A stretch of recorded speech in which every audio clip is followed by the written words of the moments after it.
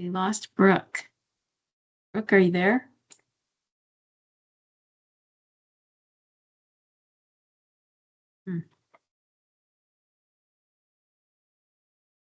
Okay, I'm back. Okay, you're back.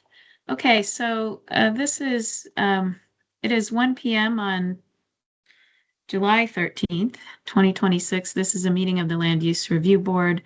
I am Janet Hurley, the chair, and I will ask other board members to introduce themselves. Brooke? Brooke Dingledine, good afternoon. Kirsten? Kirsten Sultan, hi everyone. Sarah? Sarah Had, good afternoon. And Alex? Alex Weinegan, hello. Thank you. That is all 5 of us. First thing on the agenda is agenda updates. Sarah? So tier 1A was agenda item F, and I asked that that be removed from the agenda today. And I think legal can give us a little bit of an update under the proposed executive session for attorney-client communications on that. But for right now, Okay. if it could be struck. Okay, so yes, do we have to make a motion to change the agenda? I'll move that we strike it from Strike tier F 1 from the agenda. agenda. Okay, I'll second. thanks. Any discussion? All those in If- favor, please. Yep. If we're discussing it in an executive session, do we want to at least reserve it perhaps for later afterwards, or you just want to take it off altogether? Yeah, I don't think we're prepared to make a decision on it and to have broad discussion, so. So think we the do wanna actual remove it. informational item itself was removed from the public portion, and so it's not accessible. So if we are going to act on something, we really should have it up and available to the public, and it is not at this point. So thank you, Brooke, but I think hopefully for next Monday. Okey doke. All those in favor, please say aye. Aye. Aye. Aye. Kirsten, I. That's all 5 of us. Thank you. Do we have public with us this morning? So I am Yeah. at our offices in Essex, and there is no public here with me. And there's no public that I see online either. So we can come back to public comment later. Approval of July 6th minutes. Sarah, I'll make a motion to approve. thank you. Second. Thank you, Alex. Any discussion on those minutes? Okay, all those in favor, please say aye. Oh, wait, Kirsten. Yeah, I didn't get a chance to email this very minor change, but I do want to offer it for consideration. Okay, In the minutes concerning item E, budget carry forward discussion, there's reference to hiring technical experts, and then in parentheses it says noise, lighting to support policy, staff training, clear applicant guidance. I would like that the reference to noise and lighting say, for example, noise, comma, lighting. I believe that's consistent with the discussion that it wouldn't Yeah. necessarily be limited to those 2 particular Yeah. types of experts or necessarily be those. yep. How about E So- period, G period, comma? Sure, that'd be great. Okay. And appearing in front of the words noise, comma, lighting. Yes. Yep. Yes. Thank you. Okay. Any further discussion on the July 6th minutes? Okay. All those in favor of approval say, with that minor change, say aye. Aye. Aye. Kirsten, I. Brooke, I didn't hear you. Aye. Okay, that's all 5 of us. So those are approved. All right, so Alex prepared a draft response for the Northeastern Vermont Development Association pre-application. Alex, do you want to take it away from there? So the draft that was circulated highlights the areas that I wanted our discussion today to focus on, Mhm. but we are I am happy to take comments and hear discussion on any and all of what's covered in the first draft. And I would just point out that the first draft is not a complete response letter. It ends at element 12, which is the future land use mapping section. So we will talk more about future land use areas and tier 1B mapping next Monday. And the focus is on the other statutory goals and required goals and elements, and to what degree the draft plan addresses those. And Kirsten, did Alex, you have thanks for something? doing the highlights of the areas where you are especially seeking board input. That was helpful. Sure. Kirsten, go ahead. Oh, you're muted, sorry. Oh, sorry about that. So as you all know, due to board plan workload, we've basically divvied up some of the regional plans. And so that I'm not assigned to this particular one, wasn't at the site visit or meeting. So I'm going to duck out barring any objection, and then just someone shoot me a message to let me know when you're done with the NVDA discussion. Does that sound like a good? Sure. Okay, thanks. See you in a bit. I'll point out that I was not at the site visits or the public meeting, but I'm willing to participate in discussion about the response. Okay. So it looks like Liam from Northeastern Vermont Development Association has joined our meeting. I sent Liam and his colleagues a copy of this initial draft and encouraged him to listen in and be part of it if they were so inclined. No obligation to. So appreciate Liam being here as well.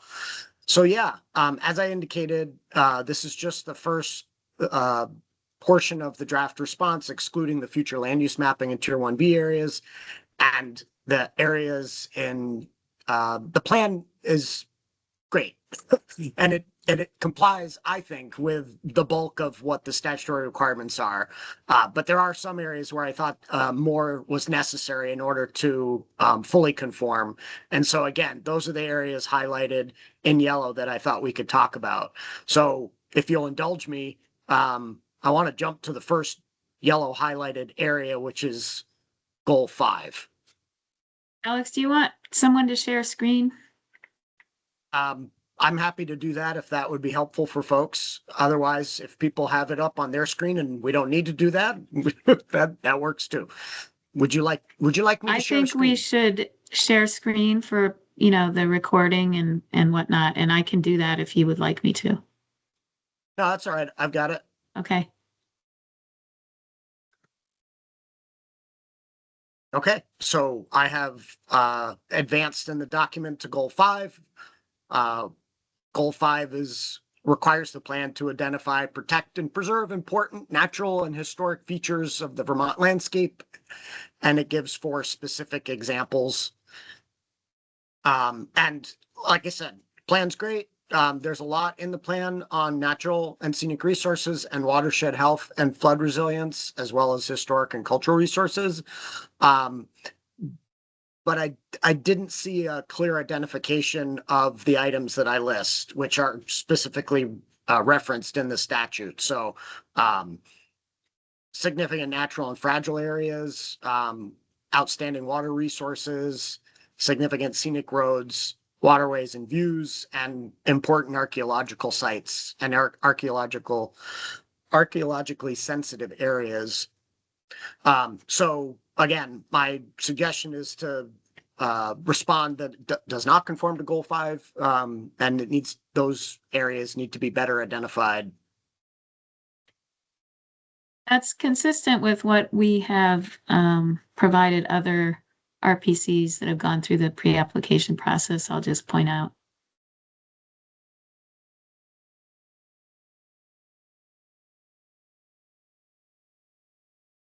Any comments from Brooke or Sarah? Alex, I concur. I think some of my comments to you were specifically on the prehistoric resources that you've identified here. Yes, I appreciated your comments, Sarah, and yep, they are incorporated into this draft. Okay, well, if there's nothing further on goal 5, we can move on. The next yellow highlighted area is one that I wasn't actually sure whether it conformed or not. And this is goal 10, which requires the plan to provide for the wise and efficient use of Vermont's natural resources, specifically to facilitate the appropriate extraction of earth resources and the proper restoration and preservation of aesthetic qualities of such areas. So as I indicate in the draft response, this goal is, I think, really only addressed in a couple of paragraphs related to the enterprise areas in the land use chapter. And gravel and sand operations are typically mapped as enterprise areas, so it's a logical place to address it. But it doesn't say a lot. It does say the basics that these are important resources and that they can have adverse impacts on the environment and that restoration is important. But I wasn't quite sure that it was enough to sort of fully conform with the goal. So I'm interested to hear what the rest of you think of that. Sarah, go ahead. So this wasn't one of my comments, because I did read it as the enterprise area sort of sufficiently met for it. I think this is an area where we can absolutely request additional information. That's been our precedent. We have asked RPCs for additional information, either in the land use or the natural resources section, to specifically address, I think, more around the restoring portion of it. That's sort of the end of life area that I think we could have a little bit more information on. I'd be supportive of that. Thank you, Sarah. I'll call on myself. Alex, I think you're looking for a policy statement. That's what it sounds like from your draft here, right? Or at least one policy statement. And you pointed out that the plan doesn't include any policy statements relative to earth extraction operations. Is that an accurate representation of your feelings on this? A portion thereof, yes. Yeah. And so the question is whether we think that goal 10 as articulated in statute requires policy around this versus just a brief mention. And I'll say that this is somewhat in line with other pre-application response feedback that we've given, though I think we've given it mostly as advisory to suggest that the regional commission look at, number one, making sure to protect these resources for future needs, and to show these resources perhaps as Sarah suggested, maybe in the natural resources section with a map, and perhaps to even identify active operations. But the other thing to point out is that you say there's mention of municipal zoning bylaws. There are a lot of towns in the Northeast Kingdom without zoning. And the gravel pits do trigger Act 250 for the most part now. So maybe it would be important to have a policy statement or two on these operations. So my 2 cents. That's helpful, Janet. That I think you're right. I think in the other regional plans we've reviewed to date, we have acknowledged that there was language addressing goal 10 and that it would likely conform, but that it could be bolstered, and that we were giving advisory recommendations about how to bolster it.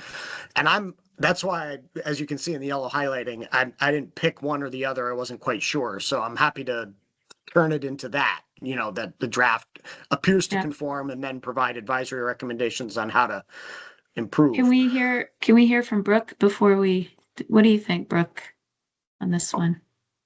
I was thinking more of an advisory comment about it.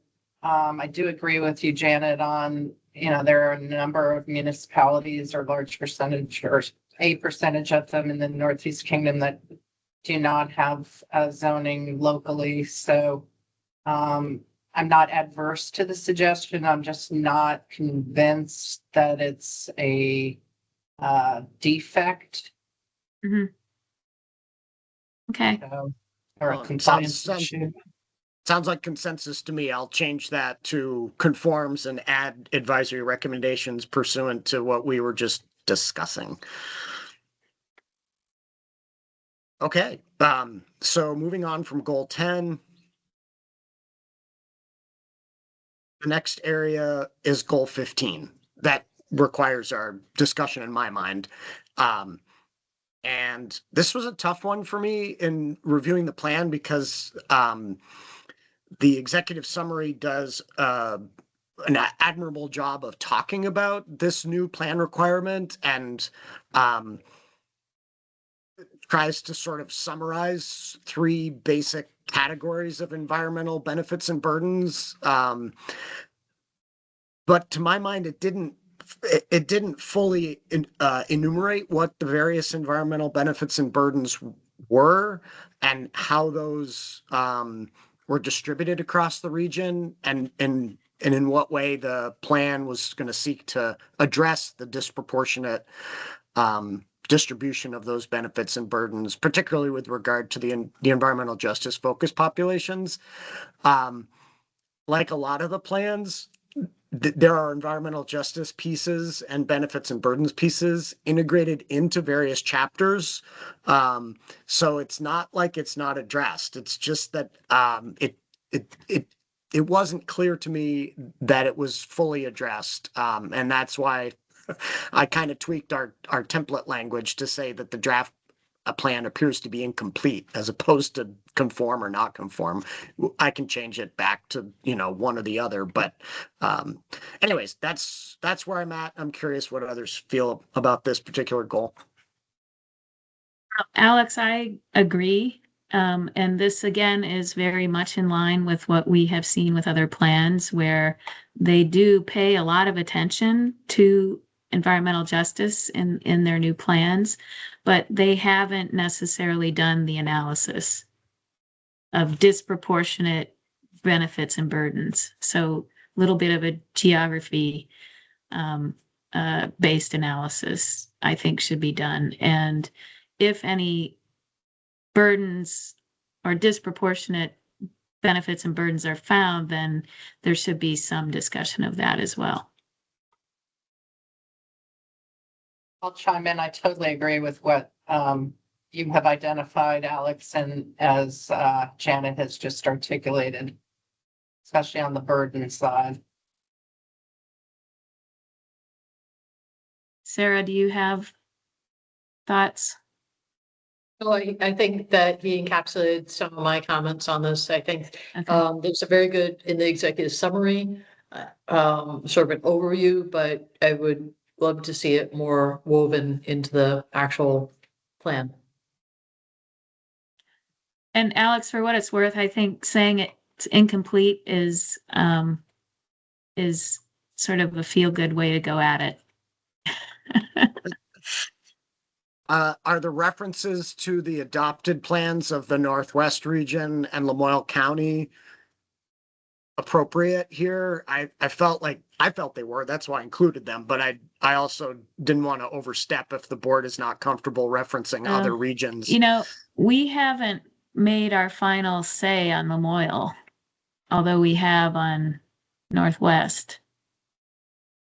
So I don't know. They handle it very differently. And after reading Lamoille's, I thought it was a good example of 2 different ways to tackle this.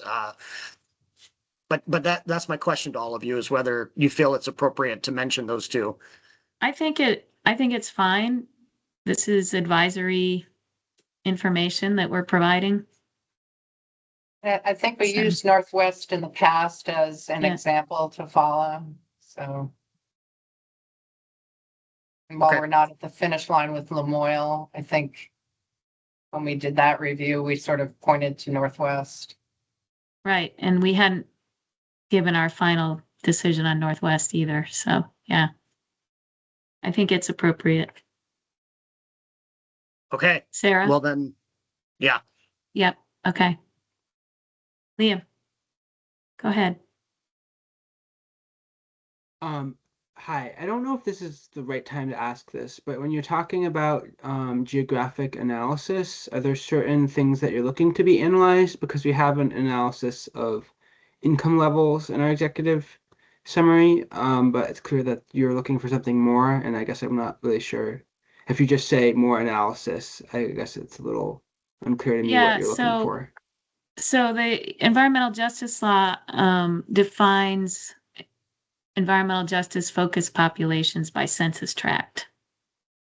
And so there would be some sort of analysis that you could provide that identifies census tracts in the region that meet the definition. Now, we'll point out that particularly for the northeast, eastern corner of our state, that the way that environmental justice focused populations are defined in the law could very much encompass most of your region. So it's hard to say that there would be disproportionate benefits or burdens when almost the entire region is covered. So what some RPCs have been doing is tweaking that definition a little bit to hone in on those populations where you're capturing just a little bit too much with the way it's defined in statute. And I'll just point out that the state has hired a GIS consultant and a public engagement consultant to develop a tool that will be used in the future, but it's not going to be available until January 2028. So that tool will provide better sort of identification and definition for us. But for now, we have this very broad by census tract definition, and that's what I think we're looking for, is an identification based on that definition and statute of where there may be focused populations within the Northeast region, and then to do some sort of analysis as to benefits and burdens. The statute also discusses benefits and burdens and what is meant by that. And I think if you look at the Northwest Regional Plan and Lamoille, you'll see how they took the information from the EJ law and applied it with an analysis for disproportionate benefits and burdens. And then if you do identify any, then you might want to have a little bit of policy that directly addresses that. Yeah, Liam, it's twofold in my mind. It's what Janet said in the first instance, which is identifying where the environmental justice populations are and potentially going a bit beyond the statutory definition in order to hone that. But then it's also then taking those areas and a list of benefits and burdens that your region has identified and seeing whether a particular burden, for example, is distributed across the region unevenly or more in a disproportionate way. And so each of those two example plans listed specific benefits and burdens, and then talked about the extent to which those were distributed across the region and whether there was a disproportionate distribution per that analysis. So it's like two steps in my mind. It's where are the focus populations, and then it's where are the benefits and burdens in relation to them, and is there a disproportionate situation happening? Right. And Northwest is very quantitative, and you're going to see statistical or at least numerical sorts of ways to quantify that. And Lamoille is qualitative, more qualitative anyways. And I think they both are good examples to refer to. You know, the other example is Rutland. Rutland, we gave them the same feedback in their pre-application phase, and they went and then completed an analysis, and now that is in an appendix in their plan. And I think it may be a little bit sort of in the middle between Northwest and Lamoille in terms of quantitative, qualitative. So that maybe look at all three of those.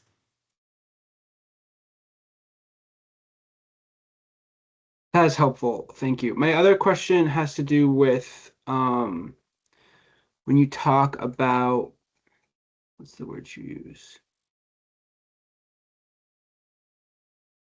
Environmental justice focused populations outreach efforts.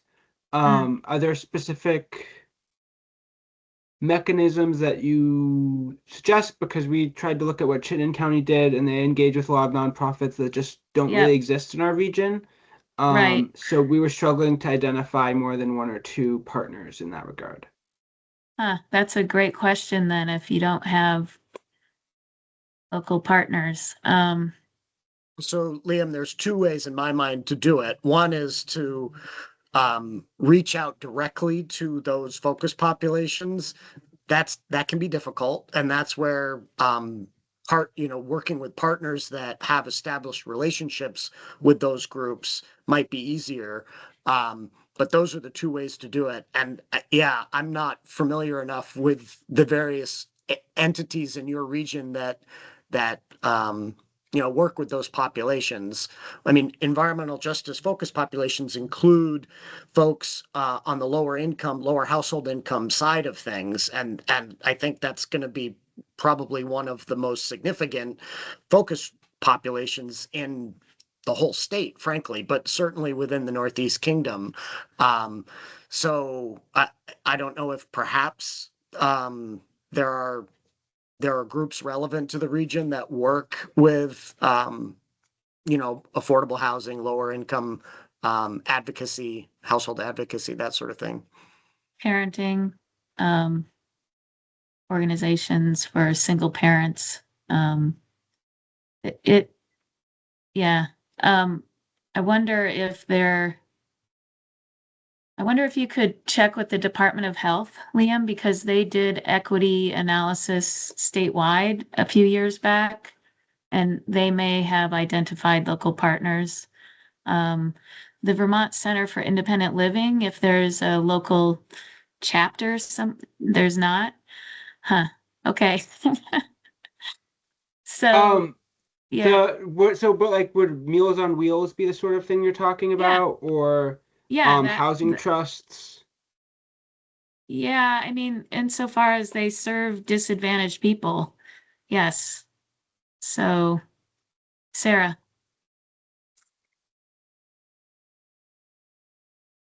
I'm recalling some of the other RPCs that use statewide organizations.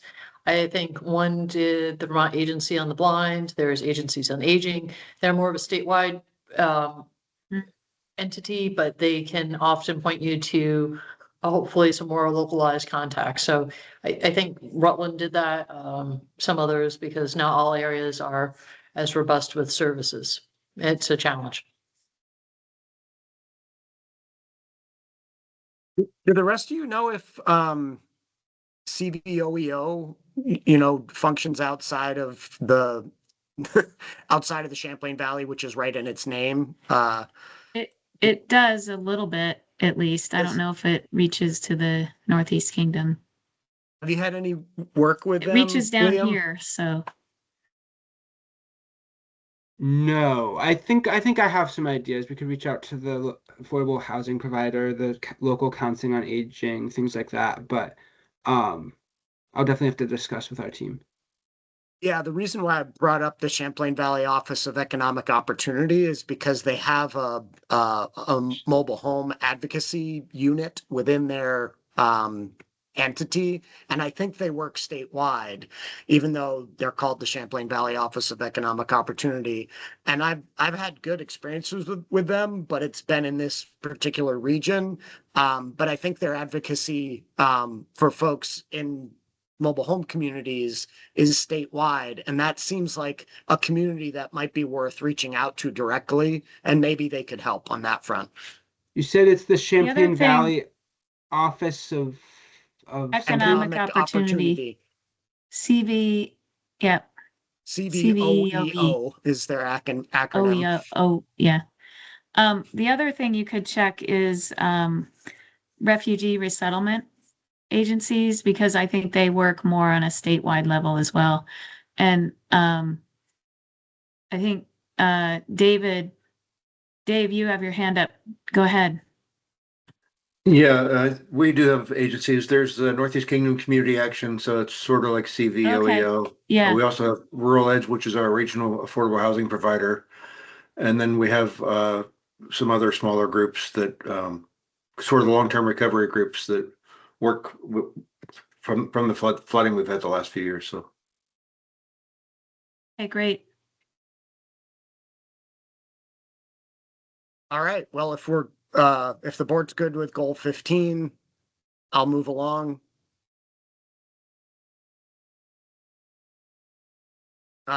Just a note with regard to 4348A, sort of a general requirement about the plan having solicited the participation of member municipalities, local citizens and the like, and having work sessions. There's no question in my mind that has been done.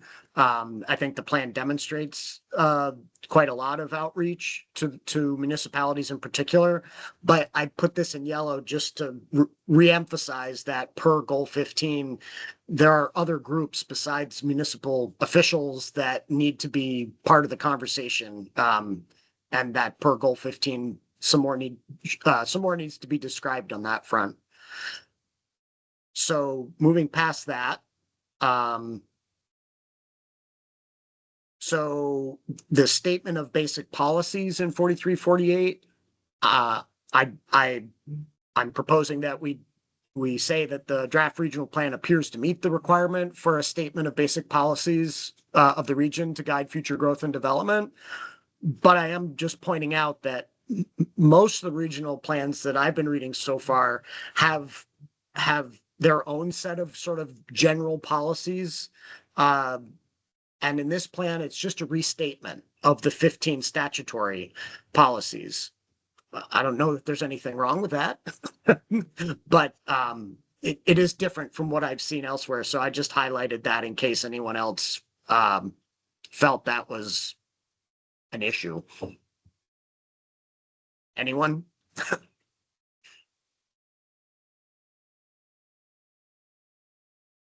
Okay. It's like, no. Hearing none, I'll move on.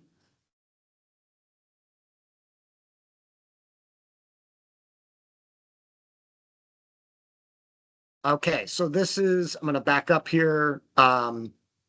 This is the energy element. And my contention is that the draft plan meets the requirement for this element in the plan. There are several advisory recommendations that are included here, which I think are just advisory. They can take them or leave them. But one of Sarah's concerns made it into the advisory recommendations. I thought we should talk about it because I'm not sure I agree, but I think it's worth conversation.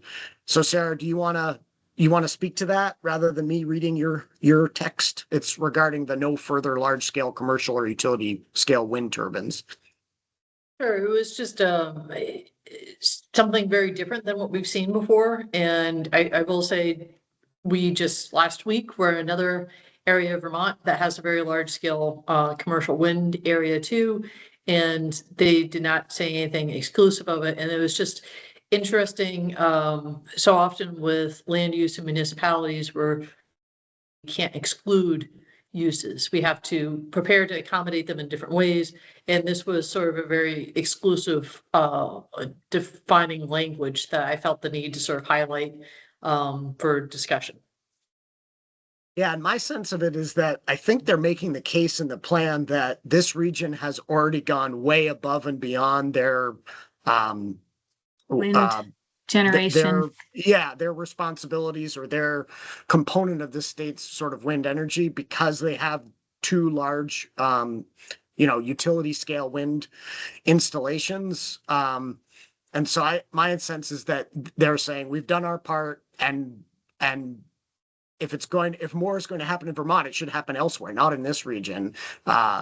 So I hear what you're saying, but at the same time, I also sort of understand what they're saying.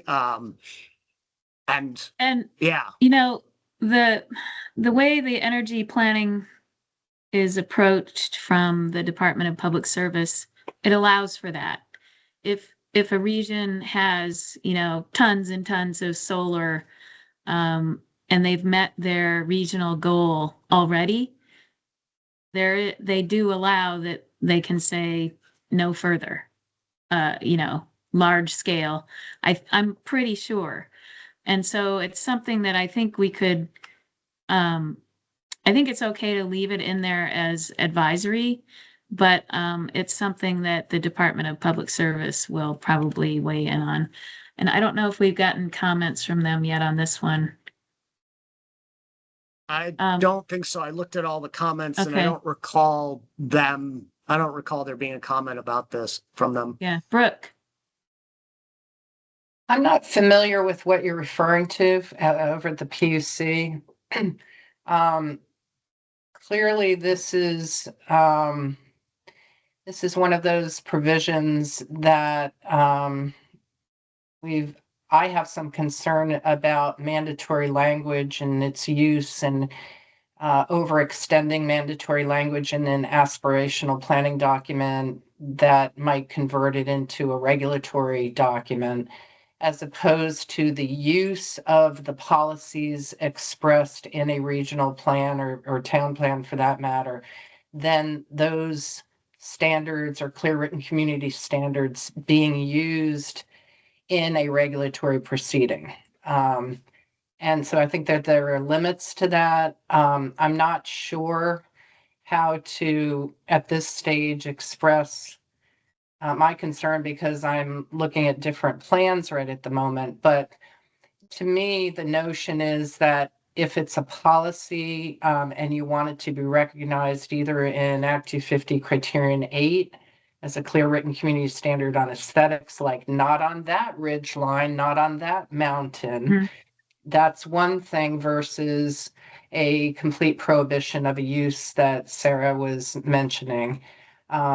Likewise, at the PUC, they have the criterion called orderly development, which also looks at the town plan on a regional impact basis. So they look at the regional plan as well. And again, the birth of the more mandatory kinds of languages in policy, the shalls, not shoulds, really came out of the use of these planning documents in regulatory proceedings. So there may be a distinction here that I'm trying to find, where you can say there are certain resources we want to protect as a community standard, and it's about the municipalities and the region being concerned about, for example, these significant industrial projects, and the fact that it's burdening this region more so than other areas. The exact language that one uses in that regard, I think, is where I think I'm certainly trying to grapple with that to determine where are those limits, and in terms of our authority to be reviewing these kinds of provisions. So I think advisory is appropriate at this stage until we get a better handle on how we are viewing this within the authority that we have for approving the plans in terms of their compliance with the statutory requirements that we are reviewing. Yeah. Liam. Yeah, so I just wanted to point out that this policy kind of goes hand in hand with a more general policy that we have in our land use chapter, which talks about prohibiting all commercial scale development in sensitive rural lands, and it defines what the rural lands are. So if the board would find it beneficial, we would be willing to reference that in the energy chapter to make it clear that's part of a broader policy on large scale commercial development in sensitive rural lands. But this is, and this may not matter, but it is also a policy in our past couple regional plans.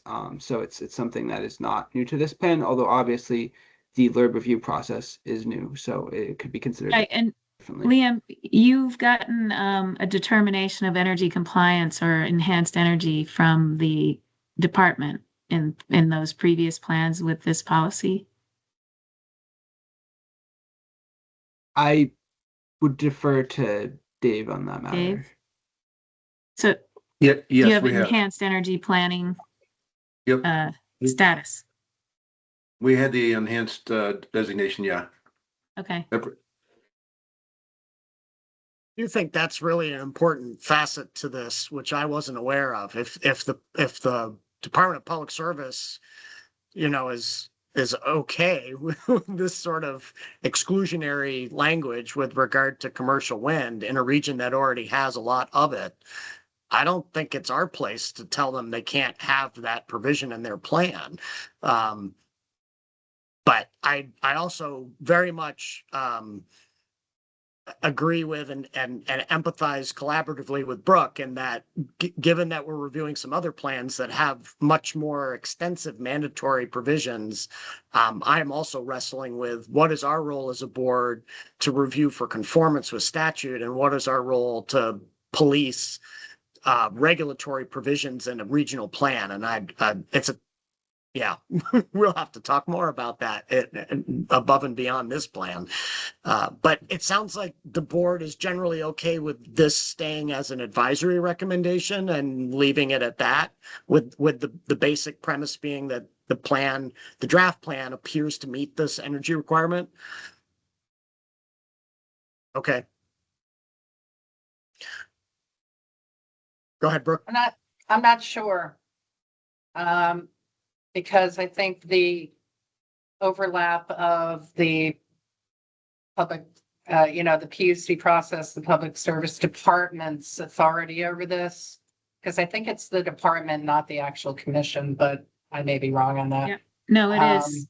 It's yeah. the department that makes the determination of energy compliance.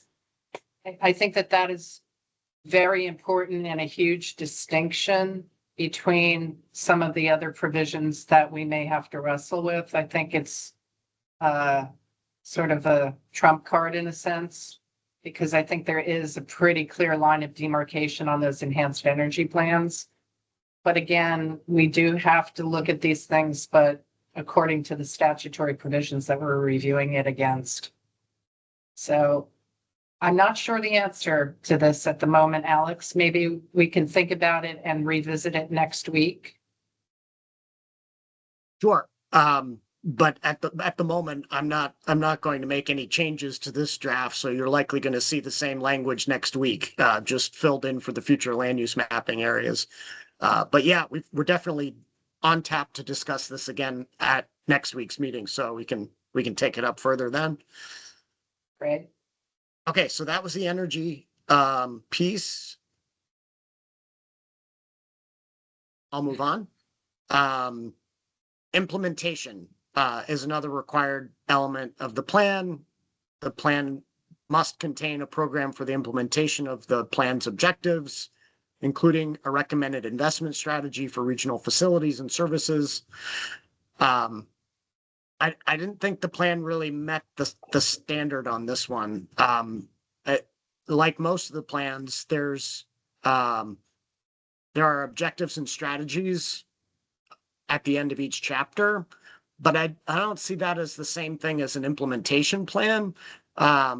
Even if some of those strategies are clearly actions that could, be part of implementation or, be the way to get there. But I think in most of the plans that we've been seeing, there's either a chapter or a portion of a chapter that talks about the types of tools available to both the region and their member municipalities to help effectuate implementation of plan objectives. And then there's oftentimes some level of prioritization and or investment needs, whether there's a funding relationship to these various strategies. So it's for that reason that I'm suggesting we indicate that the plan does not appear to meet the requirement and ask for them to do some additional work. I see nods. So I think you've got concurrence there, Alex, among board members. Okay. I will move on. So sorry, the very next section is compatibility with other plans. And again, on this one, I'm suggesting we let them know that we don't think the plan appears to meet this requirement.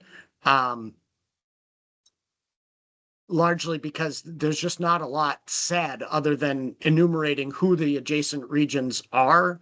And again, most of the other plans that we've reviewed go into at least a little bit of detail with regard to the adjacent region or municipalities and where they actually have good overlap and where there might be some differences that can be explained or are being worked on. So similar to the implementation element, I'm suggesting we say that there needs to be a little bit more work, or appears that there needs to be more work on the compatibility with other plans element.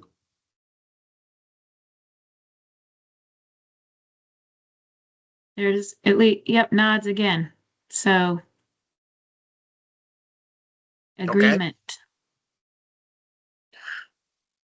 Okay, I will move on. I will note again, I referenced the Northwest and the regional plan and the Lamoille County regional plan, just for examples that they could look at for this compatibility section. Okay, moving on. I will note that, for example, on this last page here, under economic development, I'm suggesting that the plan appears to meet the requirement, and then there are several advisory recommendations. I didn't think any of them were particularly controversial or worthy of discussion, so I didn't highlight them, but just know that they are there. And I think that's it. That's the end, getting us up to element 12, which we'll take up next week.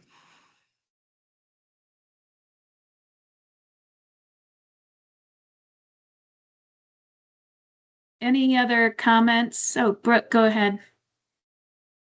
Yeah, in terms of the statement, when we articulate a goal or what the statutory section provides, I didn't want to stop in the beginning to say this when you were going directly to goal 5, but I felt that 4302A and B,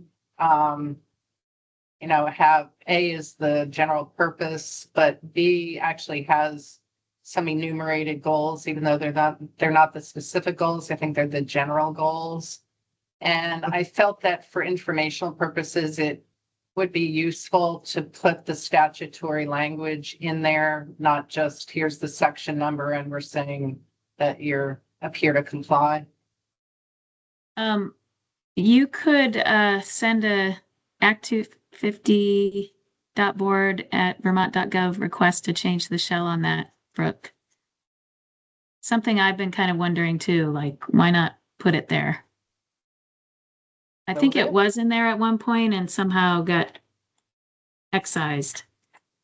Yeah, for the record, I didn't excise it for this particular Right. draft. This is based on the template that we've been using, which does not include the statutory language for those two particular sections. Right. So I'm agnostic about whether it should be in or out, but yeah, I think Janet's point, Brooke, is right, that if we want to change it, we ought to change the template. yeah. So I can send that email, Brooke, or if you want to either. Yeah, I'll be happy to. Okay. I know it makes the document longer, but I think it is important to know what we're talking about and what the standard is. Yeah, I will assure all of you that I read the standard per the statutory language before deciding, what we should say about that. But I will also say that I agree with Brooke that it's super helpful as the board designee drafting this to just have the statutory language Right. staring me right in the face Right. as I start to type and think. Alex, before we move on, I just wanted to ask, do you think any of those housing recommendations, 1 through 7, should be more than advisory or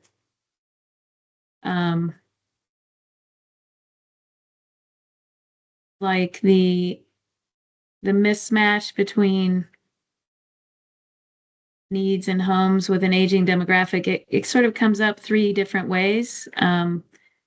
By not addressing specialized housing such as retirement or adaptive use, and how most of the housing is envisioned to be single family homes, which maybe that's too big for the demographic that has housing needs. What do you think? Did think about that. And no, I don't think they rise to the level of saying that it does not meet the housing element requirement. I think they are meeting the requirement. I think there's just details that, we might quibble with, or we might want them to think more on. But I think that the plan is pretty robust on the housing element, and Okay. where they come out in terms of breaking down the targets into those multiple categories. I think they've actually done more work on that, or at least they're showing more work than some of the other regional commissions have done. And I don't want to ding them Yeah. in the overall sense for Yeah. having tried harder, Okay. even if maybe where they landed isn't quite Yeah, right. I appreciate that. Thanks. Brooke or Sarah, any more comments on the first part of this response draft? No. Okay. Thank you, Alex, and thank you, Liam and Dave, for attending.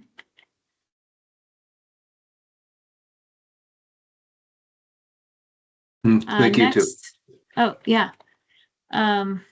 Sorry, let me get back to the agenda.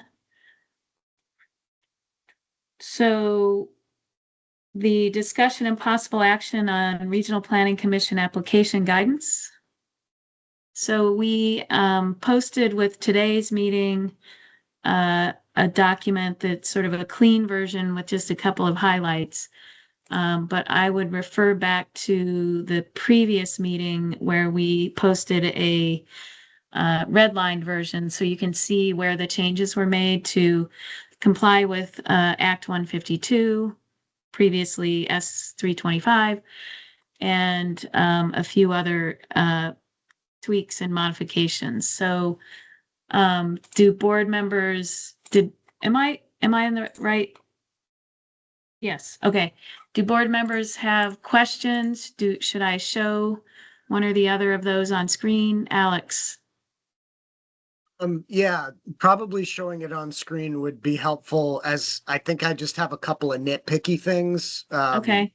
Maybe a And would typo, you so prefer to see the redlined or the clean? because I reviewed the clean, perhaps you could put that up for my comments and then you could switch to red line if somebody wants to Okay, see that. I have the red line up, but let me get the clean up. Hold on just a moment. Well, that's all right. Um, I can share it. Oh, okay, go Janet, ahead. I have it up, so hold on. Yeah. I will do that.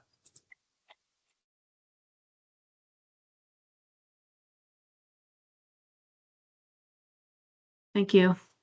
So go ahead, Okay. Alex. Yep, so I am on page 12 for those of you following along without the share screen. And it looks like, what we're doing in this section about application for determination of compliance is recognizing this addition of the non-minor FLU map amendment, which the statute now includes. Right, but and- also it's plan amendment, which includes non-minor map amendments. So maybe you're answering my question. So when Yeah. I look at the first paragraph, it enumerates in number 1, 2, 3, 4, the following types of determinations of compliance review, and plan amendments is number 3. Yep. But it doesn't reference non-minor FLU map amendments. And when I think plan amendment, my brain goes to, it's an amendment of the plan, not of necessarily the FLU mapping. So I wondered why we didn't say that in number 3, just mirror what's in letter C down below that's highlighted. Yeah, Plan amendments or non-minor Yeah, I FLU think- map amendment. I think we define plan amendment, and it is defined as including a non-minor map amendment because, That's fine then. Okay. We don't need to add more words. I was Yeah. just looking for consistency between the sections. And then, I think there's just some grammatical or typo stuff in this portion you're seeing here at the top of page 13. Cause it reads that, a minor FLU map amendment may be submitted if the following criteria are met. And number 3 of those says, and the FLU map amendment has been adoption by. So I think you think that's adopted by, adopted yes. by. Yeah. And then there needs to be a space after by. Right. So that's just a typographical thing. I think that's all I had. Okay, Thanks. thank you. Kirsten. So back Oh, on wait, that same Brooke was spot. first. I'm Oh, sorry. Yeah, go ahead, Brooke. That's all right. She can go ahead. Alex, can you share screen again back to that exact same spot? Sure can.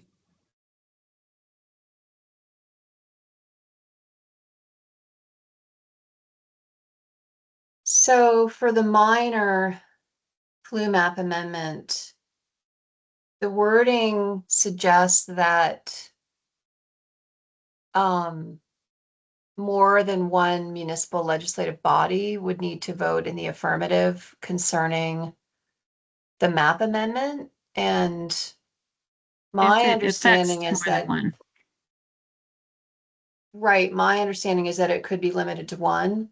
If Could be, yes. if there, there's, I mean, maybe more than one if it's right along a municipal boundary or something, but I think it'd be helpful to word this a little differently to make clear that it's not every municipal legislative body that needs to vote in the affirmative. I guess when I first read it, it wasn't clear to me what was meant by that. It says affected municipal, Affected, yes, yeah. from each affected by the affected. amendment.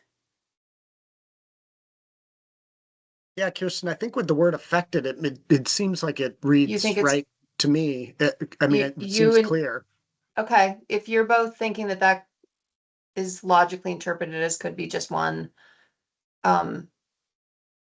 Yes, I am. okay, and then the second part, the adoption by the RPC, I think that it's the board that needs to vote in the affirmative for these minor amendments. So it depends on the RPC, Kirsten. Some of them have a board and some have an executive committee and some have, but it's the commission that actually adopts a plan. It's not the executive committee only. It's the entire commission that votes to adopt or not. And so it's not a board or executive committee. It's the commission itself and all of the commissioners. And there has to be a quorum of commissioners in order to adopt. 60% have to vote in favor, right? Isn't that how Yeah, it works yeah. at the regional plan level? Always thought that was interesting. Or I think so, yeah. So the affirmative vote of the Regional Planning Commission Board, No, not You would- board, what's that? That's what not the board. statute That's what I'm says. saying. It's the commission itself that votes on the adoption. Some of the commissions don't have a board. It's just the commission.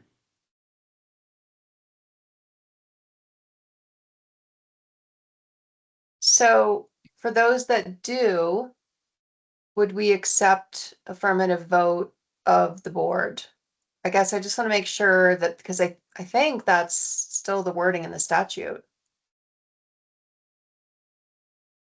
I guess that's, Yeah, that's right. I forgot statute is a little I think it's The because sta- is the statute is statutory somewhat ignorant reference- of what the organization of the commissions is.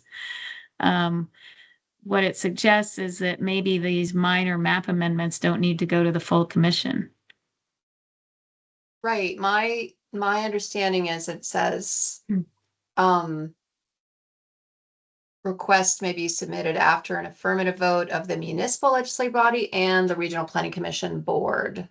So I just want to make sure that this application guidance isn't setting a stricter standard for the work that the RPCs would need to do to bring forward these minor map amendments. Right.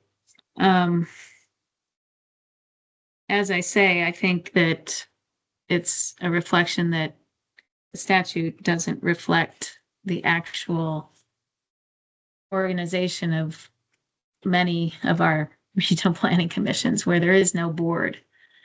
So, so that's something that,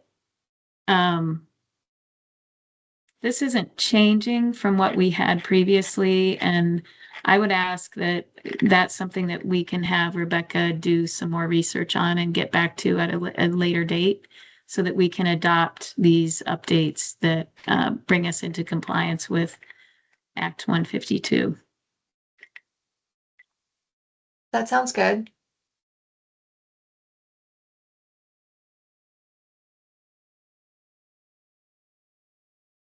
Rebecca, are you on, and can you make a note of that?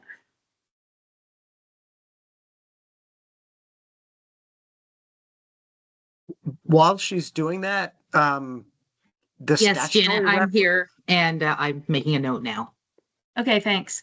Go Thank ahead, you. Alex. Well, Yeah, so I'm just, while we're doing that, the statutory reference that follows that sentence that Kirsten and I were both pointing to is Yeah. 24 BSA 4348I.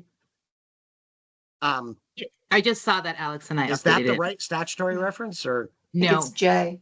it's Jay. it's Jay. Okay, because I was trying to double check what Kirsten was saying. I'm like, I think I'm in the wrong place. Okay, so Yeah. we just need to Yeah. fix that as well. It Okay, is well, we fixed. I can just- fix I that just did it. today Yep. with an adoption of this today. But let's hear from Brooke, who has been patiently waiting. I don't want to throw a monkey wrench into your vote today, but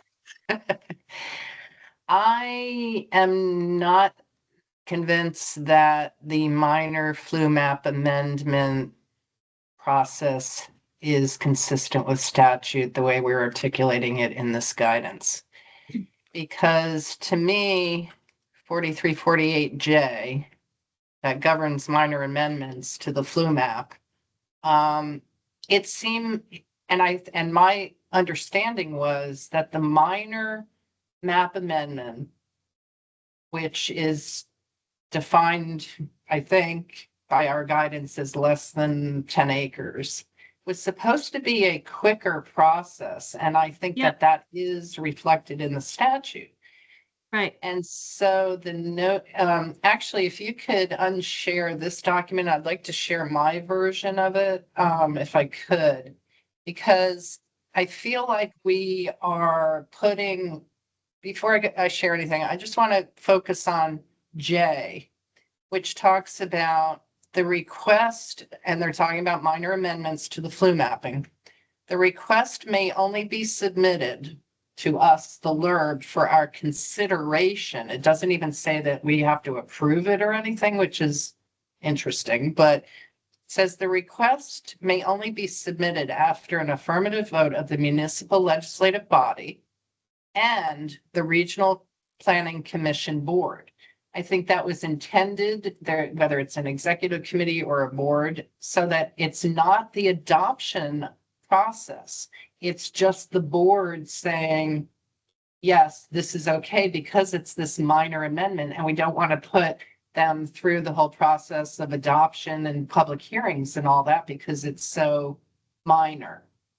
And so, and then it goes on to say the Land Use Review Board, after consultation with the Community Investment Board and the Regional Planning Commission, shall provide guidance about what constitutes a minor amendment.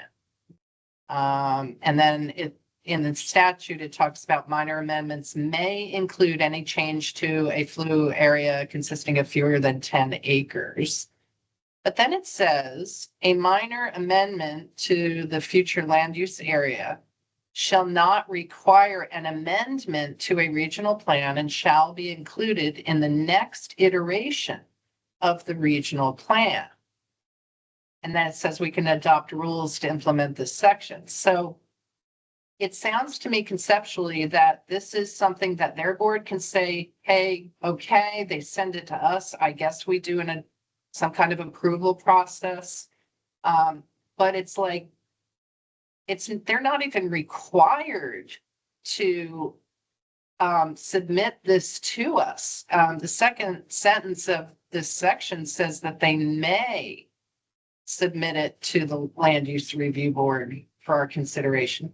So I feel like we may be too prescriptive in this guidance, like kind of telling them they are supposed to be doing this when they really are not required to. And so let me share my screen real quick, and because I felt like some of the guidance was a little inconsistent. Hold on a sec. Let's see. So Brooke, while Yeah. you're looking, I would just say, thank you for pointing all this out. A closer reading of J does raise these questions. And since Rebecca has already put a pin in this one, we could come back with new language on this after looking at it more closely, and not hold up this particular update of the guidelines. Great. I'll touch base with Rebecca because I've highlighted some of the language that I think we really got to look at, and it would be difficult to get through quickly on the screen Yeah. here. So I will Okay. definitely touch base with her and try to explain some of the language. I just feel like we were doing a little too much here. Yeah. So I hear thank you. you. Yep. Kirsten. Yes, so have we consulted with the Community Investment Board and the RPCs about this minor map amendment guidance? And if so, Guidance? what? Early on, not the Community Investment Board, but the DHCD staffers, they looked it over. But if we could just put that off, and we'll come back to this, I promise you, as soon as we can. Okay, I'm just flagging that detail as well. Yeah, yeah. Alex. Yeah, I'm just clarifying that this section on minor FLU map amendments was already in the guidance, and this update proposed to do a little bit of tweaking, Yeah, but it didn't re-envision it. So right. the real substance of this update is letter C above that, which is non-minor FLU map amendments, because that's what Act 152 added to the mix, was this new Yes. category of not minor, but non-minor Yes. FLU map amendments. So I'm happy approving this updated guidance with regard to that section, even if we need to come back and look at the minor section, which statute didn't change. And we've had guidance on for a year, for quite some time. Yeah. Okay. Brooke. Yeah, I agree with what you just said, Alex, except I am not willing to vote on something that is not consistent with the statute now that we have sort of identified this is permissible, not required. And I think that, So if it's not required though, Brooke, then they don't have to apply to us. right, but we're So- telling them in guidance that they do, basically. No, we're not. Well, if you'll give us the opportunity to try to get this squared It says a away. minor FLU map amendment may be submitted if the following criteria are met. So it's not saying that they must apply. Okay, there are a lot of different pieces and parts of this, so I have agreed to talk to Rebecca about it to get it Yeah. straightened out. So I don't want to debate it now but the bottom Yeah. line is, just because something's been on our website for a year and a half, if it's not accurate or consistent within itself or with the statute, we have an obligation to correct that. And you may not think that that's so, but let's just make sure of it if you don't mind. Sarah? So I think it would appear that we're perhaps not ready to vote on the guidance today, but I think we should continue on and have any other issues identified so that we can identify them, take care of them, and hopefully bring something back for next All Monday right, to vote so on. let in me whole. make let me make a suggestion. How about we eliminate the minor FLU map amendment paragraph altogether?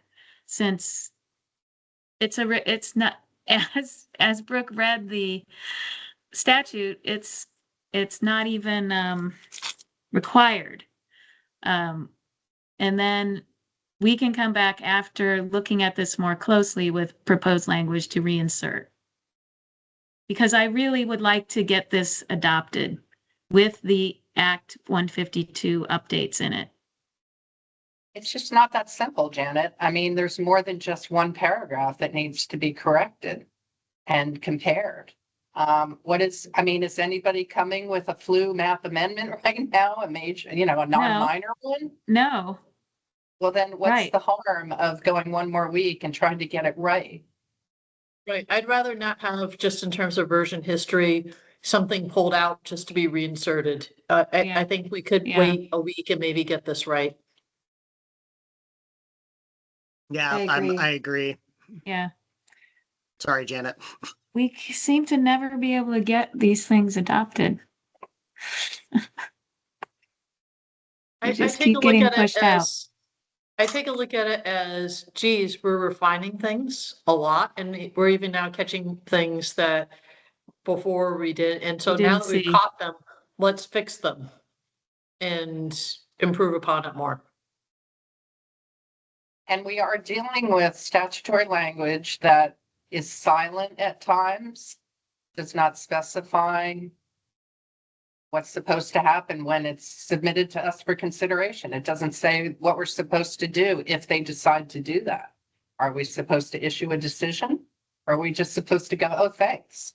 That kind of thing. So it's challenging, but we're doing the best Oh that we my can. gosh. But when we perceive something that may be confusing or inconsistent, I think it's very important to speak up and make sure that it's improved. All right, so let's just go through the rest of it to make sure that some last minute issue with the rest of it isn't going to come up, okay? So are people okay with the new plan amendment or non-minor map amendment language? And I see again on page 15, or no, we fixed that. So do board members see any other issues with this guidance as drafted? Other than the non-minor map amendment issues? Brooke? Section 1006 on submissions, we've added a sentence at the end that says, as the board conducts its review, if it is determined that additional materials are missing, the board will notify the applicant to request submission of the missing information. So I think we've been doing that on the pre-app, certainly, or when we're doing a completeness review, saying, hey, we need, the maps uploaded properly or whatever. Sometimes we've come across, mostly in mapping, I haven't seen anything else other than mapping where maybe the hamlets are not on, the Yeah, circles aren't on the map. But I think that that's what the completeness review is for the application itself. And my concern is that this is like another bite at the apple if they haven't done what they need to do. And I think, I don't know, I'm just not so I really sure. think the issue is that you don't know that something is missing, even, unless you can't really do a completeness unless you do the full review sometimes. I think this came up because of CCRPC and Sarah maybe having to reach out for some information after the completeness determination. Is that right, Sarah? So I'd rather not be case specific, but I Okay. think that there is some good conversation around you only have a certain period of time at the front end to do that sort of completeness one. And you're checking to make sure, just as Brooke said, things are uploaded, they're working. However, once you review that 400-page document, there might be, like, in the conversion to PDF, some pages that are missing or something of that nature. And so I think that it is a good thing to articulate that after the completeness, there might be something, it could be a corrupted PDF or something, that there is a mechanism to just sort of reach out to an RPC and say, you might want to submit this, but it's just a good housekeeping measure, I think. I think it can be done outside of the formal process if it's just a request for additional information without the formality of it being required. Alex? Yeah, so I don't see it as a second bite of the apple. I see it as an indication that should bring comfort to an applicant. Because the worst thing that could happen if I were an applicant is for them to get a negative determination because we determined somewhere in the middle that they didn't give us everything we wanted in order to make that determination. To me, this sentence says, if we notice something that's deficient that we didn't catch early on, we are obligated to notify them about that before we render a decision. And I think that's good practice, because I don't want us to get to the end game and say on a pre-app or a final, more importantly on a final, I guess, that we're denying this based on some piece of missing information that we knew about, a month ago, and we just elected not to let them know about it. So I like this sentence. I don't think it's a bad thing to say. It holds our feet to the fire. Brooke? At some point, we move from a collaborative process where there can be ex parte communications, and we cross the boundary into a quasi judicial proceeding. And when there is a quasi judicial proceeding, I have no problem, as Sarah was articulating, like if there's a corrupted PDF or something like that from a technical standpoint, something didn't come across. But the notion that we get to review the plan when it's already been adopted by the Regional Planning Commission after public hearings, and we get to write to them or contact them to say, oops, you screwed up on goal number X. You didn't quite get there, and we're going to flunk you if you don't fix it. That is what I think is inappropriate. And if that's what people are getting at, a substantive review of, gee, you didn't hit the mark, that is what we as judges of this, sitting in a quasi-judicial position, have to do in our decision on it. They then get 18 months if they get a negative determination to correct it. That is provided for so that they don't have expiration, the end of the year expiration dates impacting on their, benefits with the Community Investment Board or some, for the legacy statuses or what have you. But we are crossing into being judges, and judges don't call up people and go, oh, you got to change your evidence that you presented. It's already been through a public process, and that is not appropriate. So I don't think we're talking about Right. whether their articulated policies are correct or not, or whether they meet. I think we're talking about missing material pieces of an application. Right. Maybe we And need to define this. So Sarah? I think this is something that was done in concert with legal. And so maybe in beefing up this for next week, there's some wording change or something, Brooke, that might make you feel a little bit more comfortable with that. But I think that sort of the fine line is I hear you. I don't think any of us would just do that necessarily. However, if we, as a board, ask for something, the pre-application, ask for additional piece of information, and it wasn't in the final application, I think to Alex's point, we should reach out to the applicant and say, hey, you didn't submit this. You know, no skin off our nose, but you might want to consider submitting this. We as a board, once we convene in the hearing, could recess somebody if they didn't have the information that we requested.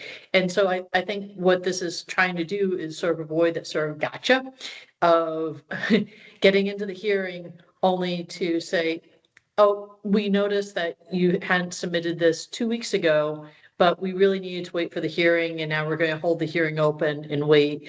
I just think it's a good practice to not enter into a potential game of gotcha with an applicant and just be upfront and just, for better or for worse, just say, hey, we really need this piece of information, or we asked for this piece of information, it's not there, please get it to us if at all possible.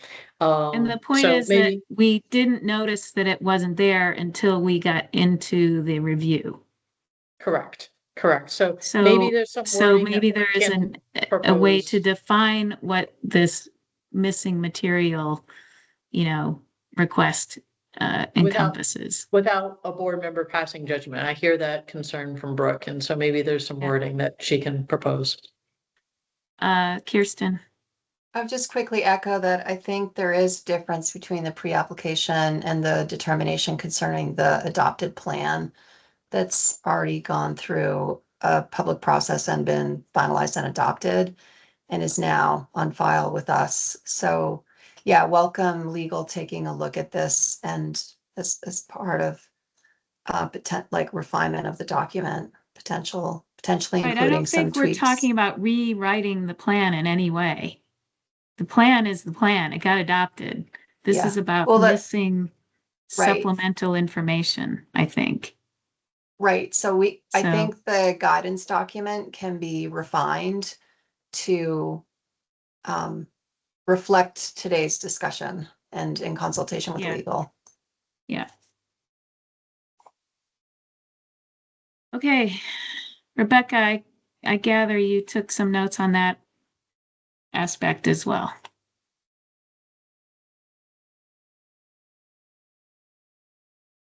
I did. Okay. Any other thoughts about the guidelines for Regional Planning Commission applications? Okay. Let's move on to item H, which is executive session.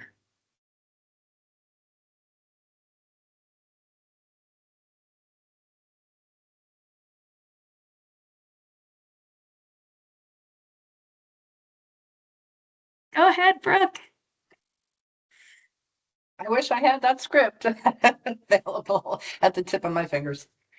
I would move that the board enter into executive session for the purposes of discussing litigation enforcement matters and obtaining legal advice from our lawyers, the premature public disclosure of which would prejudice the board. I propose we make that finding and enter into executive session. Thank you. You don't need a script. Got it. Kirsten, I'll second. thank you. All those in favor, please say aye. Aye. Aye. Aye. Sarah, I didn't hear you. Aye. Thank you. That is unanimous. So the board is going into executive session. We have a number of items to address after the executive session, so we will return to this meeting to report out and to finish off these other items on the agenda. So stay tuned. Oh, Sarah? Just will Catherine get the hold screen for us? Oh, sure. Catherine, you got the hold screen ready? No, I will. Okay, let's see.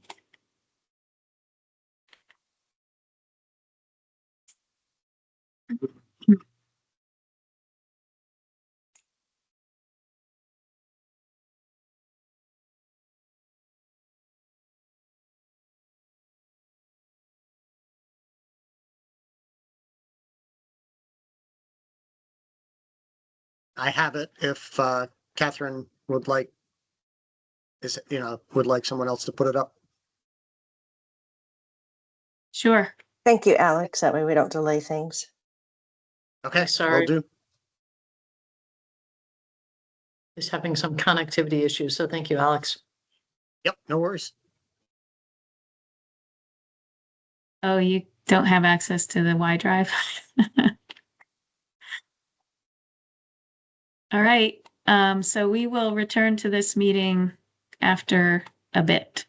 See you on the other side.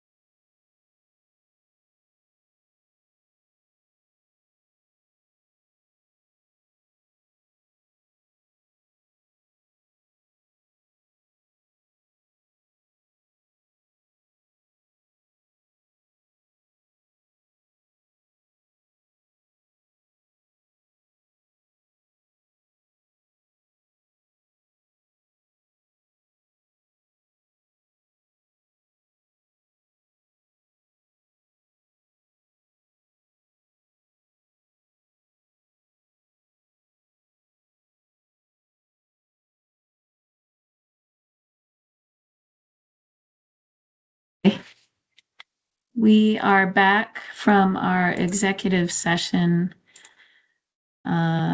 We discussed the interim housing guidance again. We are still not prepared to make a decision on that. It requires a little bit more revision, and it will come back before us again at a future meeting. And we do not have a carry forward plan to discuss and to make a decision on today. So we also will not be discussing carry forward.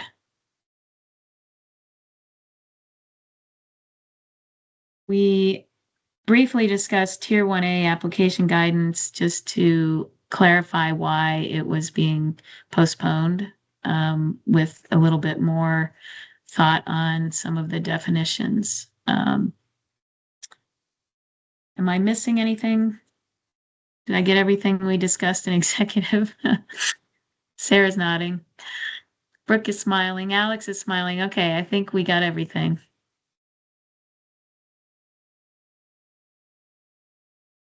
Brooke, I don't see anyone online, but did anyone show up physically, Sarah, or up for the public? okay, so no public comment today. Then I would move to adjourn. Thank you, Brooke. I'll second. Oh, Sarah Thank got you, it. Sarah. All those in favor, please say aye. Aye. aye. Aye. Aye. That is unanimous. We are adjourned. Thank you very much.